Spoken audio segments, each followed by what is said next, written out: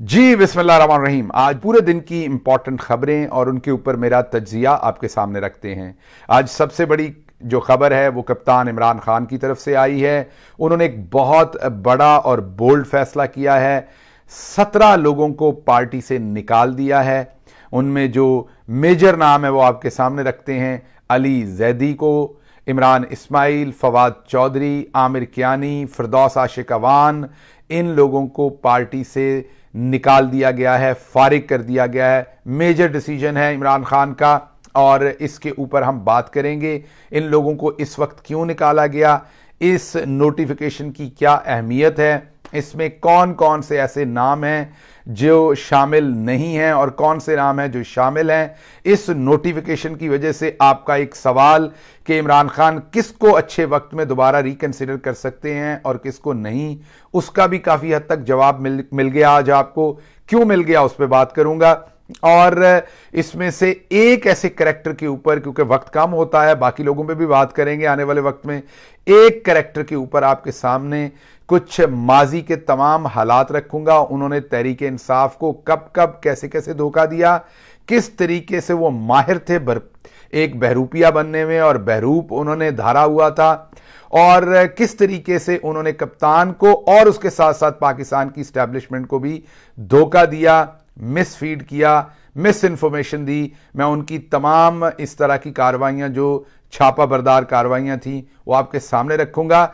और शहीद अरशद शरीफ उस इंसान को परख गया था, शहीद अरशद शरीफ उस इंसान को जान गया था और पूरे पाकिस्तान में सबसे पहले शहीद अरशद शरीफ ने उस शख्स का जो असल कैरेक्टर सियासी कैरेक्टर ही मैं कहूंगा कि वो इमरान खान के साथ या उनके नजरिए के साथ पूरी तरह से नहीं है, वो उन्होंने सामने रखा था। लेकिन बहरहाल इस पे पूरी डिटेल में मैं अभी आपसे बात करूंगा।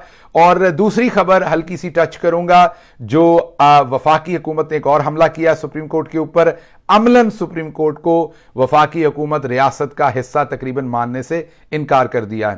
पहली खबर की तरफ आते हैं। 17 लोगों को निकाला है। इससे पहले कि मैं एक साहब के बारे में आपको पूरी इंफॉर्मेशन दूं और डिस्कशन करूं कि उन्होंने क्या क्या कारनामे अंजाम दिए और उन्होंने गोली कहां खानी थी, यहां खानी थी, यहां यहां यहां, वो मैं सारी बात आपके सामने करूं। उससे पहले मैं तमाम नाम आपके सामने पढ़ देता हूं जो 17 लोगों को निकाला। मैं पहले 8 नाम पढ़ूंगा, उसके अलावा जो 7-8 दोस्त हैं या 6-7 दोस्त हैं उनको शायद आप इतना नहीं जानते होंगे क्योंकि वो इतने मारूफ नहीं है नेशनल लेवल के ऊपर। इनमें आमिर कियानी हैं, अली हैदर जैदी हैं, फवाद चौधरी हैं, फयाजुल हसन चौहान हैं, फिरदौस आशिक अवान हैं, इमरान इस्माइल हैं, महमूद मौलवी हैं, मुराद रास हैं। इसके अलावा जो दोस्त हैं वो इतने नेशनल लेवल पर उनकी रिकग्निशन नहीं है, इसलिए उनके नाम आपको मिल जाएंगे ट्विटर के ऊपर, हर जगह पर इस नोटिफिकेशन में भी मौजूद हैं। तो आज इमरान खान साहब और पार्टी की आला क़यादत की डायरेक्शन पर जो सेक्रेटरी जनरल हैं उमर अयूब, उन्होंने नोटिफिकेशन निकाल दिए हैं। इन तमाम लोगों को फारिग कर दिया गया है, निकाल दिया गया है। पहली बात तो आप में से बहुत सारे लोग ये सवाल करते थे कि अच्छे दिनों के अंदर किसको तहरीक इंसाफ रिकंसिडर कर सकती है, कप्तान किस शख्स को पार्टी में वापस लेने का सोच सकते हैं अगर कभी सोचेंगे छोड़ के जाने वालों में, और किसको नहीं। ये अक्सर सवाल होता था मेरे से भी, बाकी भी हर जगह डिस्कस होता था। इमरान खान साहब से हर जगह पर हर इंटरव्यू में यह बात पूछी जाती थी। मेरा ख्याल है इस नोटिफिकेशन को देखने के बाद काफी हद तक आपको इस बात का जवाब मिल गया होगा। ये एक तो आपको ये पता चल गया होगा कि कौन वापस होगा और कौन वापस नहीं होगा, ये जवाब आ गया होगा। दूसरा इसमें बहुत इंपॉर्टेंट था क्योंकि इस लिस्ट में कुछ लोग अभी भी कप्तान और तहरीक इंसाफ के खिलाफ सख्त तरीन साजिश करने जा रहे थे। आने वाले दिनों में वो आने वाले दिनों में पार्टी की पीठ में एक और छुरा घोंपने जा रहे थे और प्रिटेक्स्ट ये यूज करने जा रहे थे कि अभी तक वो बुनियादी रुकनियत उनकी तहरीक इंसाफ की मौजूद है। इसलिए आज के नोटिफिकेशन में इन तमाम माजी के अकाबरीन की जो पार्टी की बुनियादी रुकनियत है उससे उनको फारिग कर दिया गया है, निकाल दिया गया है। इनको पहले ही जो इजहार वजू का नोटिस था, शोकाज नोटिस था, वो पहले ही जारी कर दिया गया था। तो तमाम कानूनी तकाजे प्रॉपर तरीके से पूरे करके इनको पार्टी से निकाला गया है। अब मैं इनमें से एक कैरेक्टर की तरफ आता हूं जिनका नाम अली जैदी साहब है, जो सिंध के प्रेसिडेंट थे और अल्लाह के करम से जितनी देर वो प्रेसिडेंट रहे उन्होंने पूरे सिंध में हलीम आदल शेख जैसे लोग जो काम करना चाहते थे वहां पर उनकी जिंदगी अजीरन करके रखी, अजाब करके रखी। सिंध के सोशल मीडिया के लोग अगर इमरान खान साहब से मिलने आते थे और तो उसमें भी अली जैदी साहब ने अपना ग्रुप बनाया होता था किसको मिलने देना और किसको नहीं मिलने देना। मैं जब चीफ ऑफ स्टाफ था तो उनकी मेरे साथ एक आध दफा इस बात के ऊपर बहस भी हुई कि इसको मिलने देना और इसको नहीं मिलने देना। आपको शायद इस बात का पता नहीं कि इमरान खान जो है वो अपने वर्कर्स को, सोशल मीडिया के लोगों को जो उनके साथ देर से मुंसलिक होते हैं उन्हें नामों के साथ जानते होते हैं, उनके बारे में उनको पूरा याद होता है।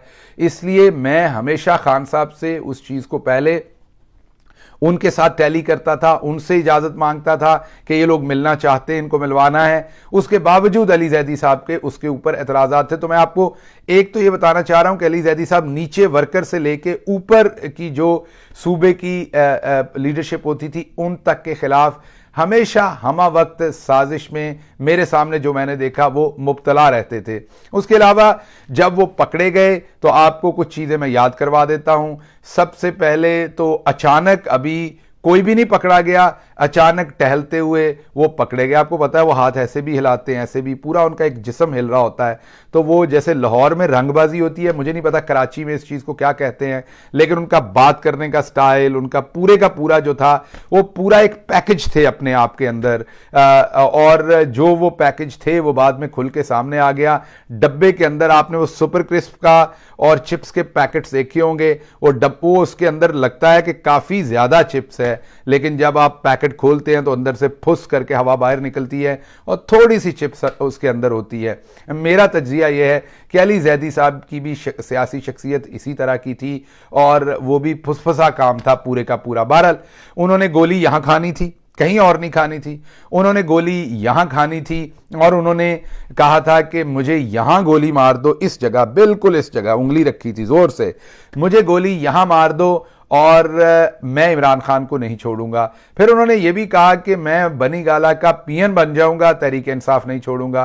फिर वो यहां तक चले गए कि इमरान खान भी तहरीक इंसाफ छोड़ देगा, मैं तहरीक इंसाफ नहीं छोड़ूंगा। बहरहाल उसके बाद क्या हुआ वो आपके सामने रखते हैं। जब वो गिरफ्तार हुए तो सबसे पहले टहलते हुए, झूमते हुए आपने देखा वो गिरफ्तार हो गए। फिर अचानक से पता चला उनके घर को सब जेल बना दिया गया है। जब तमाम लोगों पर कैदो बंद की सोबतें थी उस टाइम अली जैदी साहब को हाउस अरेस्ट कर दिया गया है, सब जेल बना दिया गया है। मजे की बात यह है हाउस के अंदर माफ कीजिएगा, हाउस अरेस्ट जिसको वो सब जेल मीन वो अपने घर में ही थे, वहां पर वो पिज्जा भी ऑर्डर कर रहे थे, वहां पर वो खाने भी खा रहे थे, वहां पर वो माशाल्लाह से टेलीफोन भी यूज कर रहे थे, मीन मोबाइल फोन भी यूज कर रहे थे, सबको कॉलें कर रहे थे। फिर जब उनका दिल करता था उसी जेल के अंदर जिसको सब जेल था वो प्रेस कॉन्फ्रेंस भी खड़काते थे, वहां से वो मीडिया बुलाते थे, प्रेस कॉन्फ्रेंस करते थे। जब पूरी तहरीक इंसाफ में से किसी की प्रेस कॉन्फ्रेंस लाइव जाने पर पाबंदी थी, बल्कि तहरीक इंसाफ का नाम लेने पर पाबंदी थी, उनके अकाबरीन की शक्ल, टिक्कर, तस्वीर दिखाने पर पाबंदी लगी हुई थी, तब अली जैदी साहब की प्रेस कॉन्फ्रेंसेस लाइव जाती थी जेल के अंदर से। तो आप सब ने फिर उठा लिया जूता, जूता मीन सियासी जूता ऑफ कोर्स, या सोशल मीडिया का जूता। इसमें क्रेडिट सोशल मीडिया के जवानों को है। उन्होंने जब लत्ते लिए और तबाही फेरी तो अली जैदी साहब को लगा हो इससे तो सियासी नुकसान होगा, इससे तो मेरा सारा ड्रामा आश्कार हो जाएगा। तो उन्होंने क्या किया, उन्होंने फौरी तौर पर राब्ता किया और राब्ता करने के बाद कहा कि मुझे जेल में डालें। और फिर एक मशहूर जमाना उन्होंने प्रेस कॉन्फ्रेंस की बाहर खड़े होके यहां गोली, सारी मुकम्मल रंगबाजी करने के बाद वो थोड़ी देर के बाद जेल से उनकी एक तस्वीर भी आ गई। माशाल्लाह बड़ी फिल्मी किस्म की जेल थी उनकी एक तस्वीर आ गई जिसमें वो हबीब जालब बने ऐसे करके बैठे हुए हैं और पीछे एक बेचारा गरीब कैदी है। आपको थोड़ा सा बता दूं कि सियासी लोगों को, जो नेशनल लेवल के पॉलिटिशियंस होते हैं, उन्हें किसी रहमो करम की वजह से नहीं, लेकिन उनकी प्रोटेक्शन के लिए उन्हें आम कैदियों के साथ यूजुअली बंद नहीं किया जाता ताकि कोई उनकी जान को नुकसान ना पहुंचा दे। तो अली जैदी साहब आम लोगों के अंदर उस जेल में हैं, जबकि वो ख्वास हैं। तो वो ख्वास, क्योंकि उन्हें जो ट्रीटमेंट मिल रहा था, तो वो तस्वीरें आती हैं।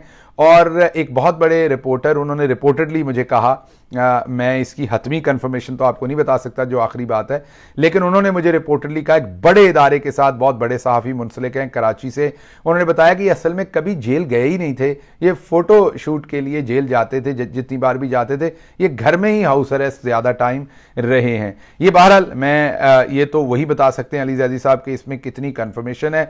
बहरहाल वापस चलते हैं, थोड़ा आपको पीछे लेके जाते हैं अली जैदी साहब के बारे में।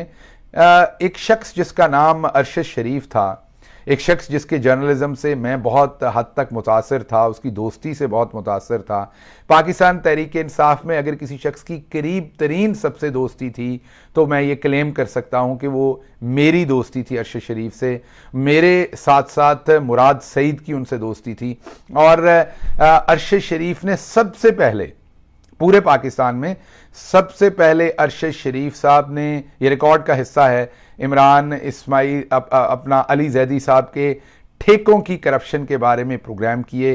वो किस तरीके से माजरत, ये मैं नहीं कह रहा, ये प्रोग्राम है, वो आपके सामने है और वो आप देख लीजिए, क्योंकि मैं इल्ज़ाम इसलिए नहीं उनके ऊपर करप्शन का लगा सकता कि मैंने उनके कोई डॉक्यूमेंट खुद नहीं देखे। अरशद शरीफ साहब ने ये प्रोग्राम किए। मैं उनसे कभी भी अपनी पार्टी के किसी अकाबर के बारे में इसलिए बात नहीं करता था कि वो मेरे दोस्त थे, उनके काम में मैं कभी भी हाइल नहीं होना चाहता था, सवाए अगर कभी वो इमरान खान साहब के ऊपर कोई प्रोग्राम, कोई बात करते थे तो मैं बिल्कुल उनके साथ एंगेज करता था। तो अरशद शरीफ साहब ने सबसे पहले इनके ऊपर ये प्रोग्राम किए। उसके बाद रऊफ क्लासरा साहब का एक, गालिबन शायद अगर मैं गलत नहीं हूं, अगर मैं गलत हूं तो कोई मुझे करेक्ट कर दे, उनका एक कॉलम था जिसमें उन्होंने कहा कि अली जैदी साहब ने पांव पड़ के, मिन्नत करके या शायद रिक्वेस्ट करके, या अली जैदी साहब कंफर्म कर दें अगर मैं गलत कह रहा हूं तो, कि उन्होंने अरशद शरीफ से माफ़ी तलाफ़ी लेने की कोशिश की और उन्हें कहा थोड़ा वक्त मुझे दे दें, उसके बाद आप प्रोग्राम कर लीजिएगा, मैं सारे सबूत आपके सामने रखूंगा। कोई इस तरह की शायद बातें हुई और वो प्रोग्राम रुका।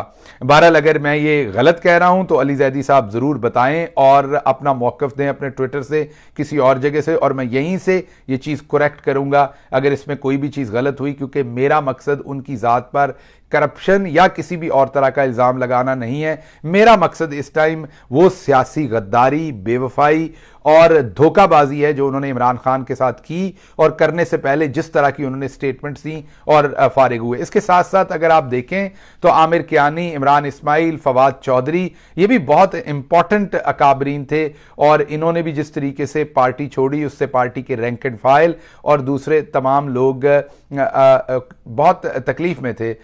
उसके अलावा फयाजुल हसन चौहान, फिरदौस आशिक अवान, दोनों ने पार्टी छोड़ी, लेकिन हैरत ये थी कि ज़्यादातर लोग वैसे थोड़े खुशी थे पार्टी छोड़ने पर, शायद पहले ये दोनों फैसला कर लेते, बल्कि मैं तो उन अकाबरीन के बारे में सोच रहा हूं जो इनको लेकर आए थे। बहरहाल एनीवेज इस डिटेल में ज़्यादा नहीं जाते, वापस आते हैं अली जैदी साहब के ऊपर जो मज़हब को बहुत फ्रीक्वेंटली इस्तेमाल करते हैं, एक ख़ास मजहबी शख्सियत के बहुत हवाले देते हैं। हमारी वो मोहतरम मजहबी शख्सियत जो अपनी हमेशा हर वक्त जान हथेली पर रखकर फिरते थे, जिनकी शुजात, जिनकी दलेरी, जिनकी वफा, जिनकी नबी करीम सल्लल्लाहु अलैहि वसल्लम के साथ मैं ये कहूँगा कि ऐसी मोहब्बत जिसकी शायद दुनिया में मिसाल ना हो, वो मौजूद थी। जब उन्हें हिजरत करनी पड़ी तो अपनी जान उन्होंने दाव पर लगा दी। नबी करीम सल्लल्लाहु अलैहि वसल्लम के घर पर उन्होंने क़याम किया पीछे से, जब वो घर से जा रहे थे उनके हवाले देते हैं अपनी सच्चाई साबित करने के लिए, और अनफॉर्चुनेटली जब वो झूठ बोल रहे होते हैं तब भी वो अनफॉर्चुनेटली उनके हवाले देते हैं। ये मेरा उनके साथ जो जाती एक्सपीरियंस रहा मैं वो आपके सामने बयान कर रहा हूं। जाहिर बात है ये मैं कोई उनका किसी और के साथ एक्सपीरियंस बयान नहीं कर रहा। बहरहाल ये अफसोसनाक था जिस तरीके से एक सूबाई सदर ने कंटिन्यूसली वहां पर लोगों को तंग किए रखा। किसी काम के बंदे को पाकिस्तान तहरीक इंसाफ में वहां से वो शामिल नहीं होने देते थे, अगर कोई होता था तो उस पर फड्डा पड़ता था। और उनके ज़माने में अगर आप देखें तो जो तहरीक इंसाफ इंसाफ ने एक बहुत बड़ी स्ट्रेंथ सिंध के अंदर बनाई थी, सीट्स जीती थी, लोकल गवर्नमेंट के भले इलेक्शन हों या दूसरे हों, कई जगहों पर तो ये उम्मीदवार ही खड़े नहीं कर पाते थे पूरे। तो वह तमाम चीज़ें अखबारों की जीनत हैं। ये तमाम चीज़ें मैं आपके सामने रखना चाहता था। दूसरे अकाबरीन ने भी पार्टी छोड़ी, इसमें कोई शक नहीं। इनके ऊपर मेरा ख़ास फोकस इसलिए है कि मेरे अपने ज़ाती मामले में भी मुझे बहुत सारे शवाहिद इनके बारे में मिले थे कि किस तरीके से मेरे बारे में इन्होंने चंद लोगों को जाली झूठी खबरें और इत्तलात देने की कोशिश की थी। इसलिए मैं ज़ाती तौर पर जानता हूं कि इन्होंने पार्टी को और पार्टी के कॉज को कितना नुकसान पहुंचाया। बहरहाल ये फैसला इमरान खान साहब ने आज किया है और इसके साथ साथ आने वाले दिनों में आपको जवाब भी मिला है कि किस शख्स को इमरान खान वापस पार्टी में लेंगे और किसको नहीं लेंगे। अगली खबर जो वजीर आजम के शायद स्पेशल असिस्टेंट हैं इरफान कादर, उन्होंने कहा है कि जो पैसा मलिक रियाज साहब का जमा हुआ है वो सुप्रीम कोर्ट के अकाउंट में हुआ है, हुकूमत के अकाउंट में नहीं हुआ, पाकिस्तान की रियासत के अकाउंट में नहीं हुआ। तो गोया वो सुप्रीम कोर्ट को हुकूमत में शामिल शायद नहीं समझ रहे या रियासत में शामिल शायद एक हुकूमती अदारा या रियासती अदारा नहीं समझ रहे। तो इस तरह के हमले सुप्रीम कोर्ट पर किए जा रहे हैं। असल तो बड़ा आसान काम है, अगर कोई करप्शन हुई है तो सुप्रीम कोर्ट को लिखें, उसकी तहकीक कराएं और वो पैसा जो सुप्रीम कोर्ट के अकाउंट है फिल फॉर वो हुकूमत के अकाउंट में वापस मांग लें। लेकिन ऐसा कभी नहीं करेंगे। आपको पता क्यों नहीं करेंगे? क्योंकि जिनका वो पैसा है उनके गोलगप्पे तो इन्होंने भी किसी ना किसी तरह से किसी ना किसी ने खाए होंगे। बहरहाल वापस आते हैं इस पॉइंट के ऊपर। इमरान खान के खिलाफ कोई सबूत मौजूद नहीं है, इसलिए ऐसे सबूत घड़ने की कोशिश की जा रही है पहले दिन से। एक ये मुकदमा भी इसी तरीके का है जिसमें सबूतों को घड़ने की कोशिश की जा रही है, लेकिन इंशाल्लाह नाकामी होगी। अल्लाह आपका हामी और नासिर हो। पाकिस्तान जिंदाबाद।